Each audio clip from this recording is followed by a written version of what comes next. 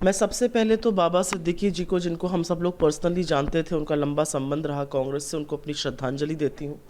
उनके परिवार को, मित्रों को, शुभचिंतकों को अपनी संवेदनाएं व्यक्त करती हूँ। मैं अभी भी ईश्वर से प्रार्थना कर रही हूँ कि उनका परिवार इस दुख से उबरने का संबल पा सके, जीशान जिनको हम सब जानते हैं। लेकिन इससे एक बहुत बड़ा चिंता व्यक्त भी करना चाहती हूँ। आज महाराष्ट्र में जिस तरह से कानून व्यवस्था दम तोड़ चुकी है, वो अपने आप में एक गंभीर विषय है। कभी लाइव टीवी पर किसी की हत्या हो रही है, कभी पुलिस थाने में गोलीबारी हो रही है। ये Y+ कैटेगरी इनकी सिक्योरिटी थी, इनके साथ NSG होते थे, और उसके बाद दिन दहाड़े दशहरे के दिन, जिस दिन इतना पुलिस का बंदोबस्त था, हत्यारे आते हैं, हत्या करके चले जाते हैं। ये क्या दिखाता है आपको महाराष्ट्र में? महाराष्ट्र में कानून व्यवस्था ने पूरी तरह से दम तोड़ दिया है। मुझे एक बात का दुख है, और दुख इस बात का है कि वो बांद्रा से चुने गए थे, वहाँ के नेता हैं, और वहाँ पर आज रेल मंत्री जाकर एक अनावरण करने जा रहे हैं, एक उद्घाटन करने जा रहे हैं। अरे आपके एलाई थे, इस समय वो अजीत दादा की पार्टी के मेंबर थे। मतलब कुछ तो एक मानवता के नाते आप उस प्रोग्राम को कैंसिल कर देते। आपकी अपने एलाई के प्रति इतनी श्रद्धा, इतनी संवेदना नहीं है।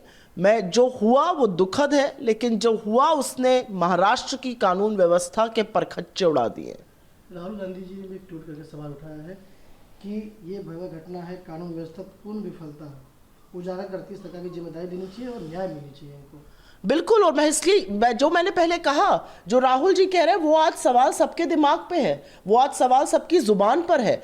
महाराष्ट्र में ऐसा क्या हो गया है कि लाइव टीवी पर हत्या हो रही है, लाइव प्रोग्राम हो रहा है, यूट्यूब पे हत्या हो जाती है, पुलिस थाने में खुलेआम गोलीबारी चल रही है, बलात्कार हो जाता है, 500 लोग जब तक सड़क पे ना आए FIR नहीं लिखी जाती है। बाबा सिद्दीकी एक Y कैटेगरी सिक्योरिटी उनको मिली हुई थी, उनको 15 दिन पहले धमकी मिली थी, और उसके बाद ऐसा हादसा हो जाता है, तो अपने आप में ये बहुत सारे सवाल उठाता है। ये महाराष्ट्र की कानून व्यवस्था पर सवाल उठाता है। और मेरा अपना मानना है कि जो तिगाड़ी की सरकार महायुति की चल रही है, इनका भ्रष्टाचार से ही मन नहीं भर रहा है। ये आपसी दंगल में इतने उलझे हुए हैं कि इनको कानून व्यवस्था से कोई सरोकार नहीं है।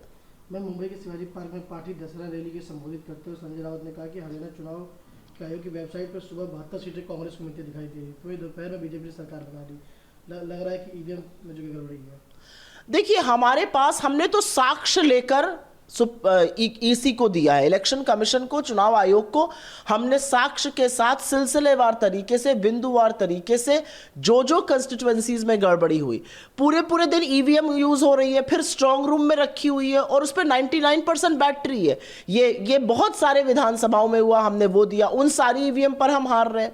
हमने डेटा दिया, जिस तरह से 61% वोट शेयर आता है जब चुनाव होता है, वो बढ़ के 67% होता है। ये हमने लोकसभा चुनाव में भी होते हुए देखा था।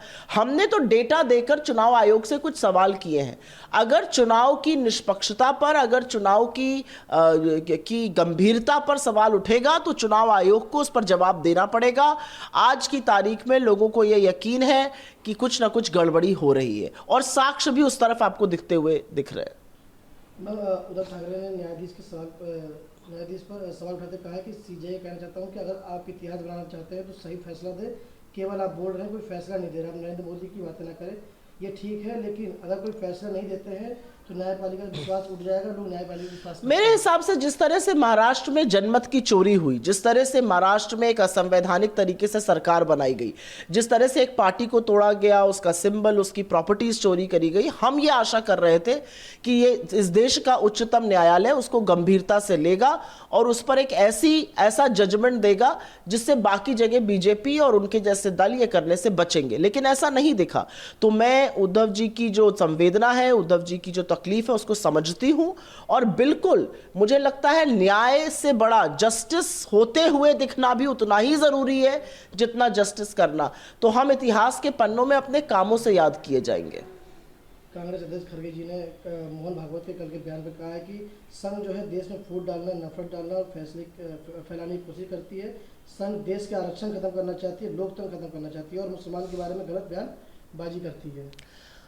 बाबा सिद्दीकी की इतनी दर्दनाक हत्या हुई, और उसके बाद संघ से जुड़े हुए कुछ अकाउंट जो उनके बारे में लिख रहे हैं वो कितने निंदनीय हैं और कितने खराब हैं, और ये संघ की मानसिकता दिखाता है।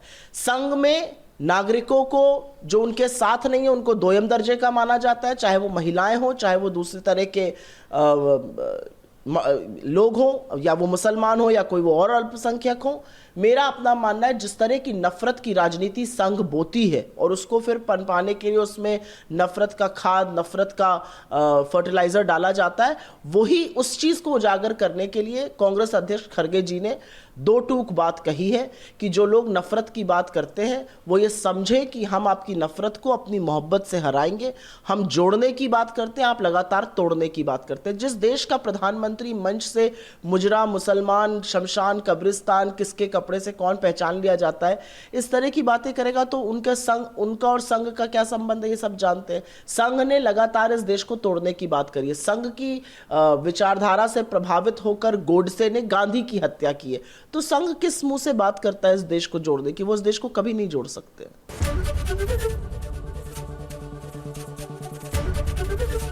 एबीपी गंगा, खबर आपकी, जुबान आपकी।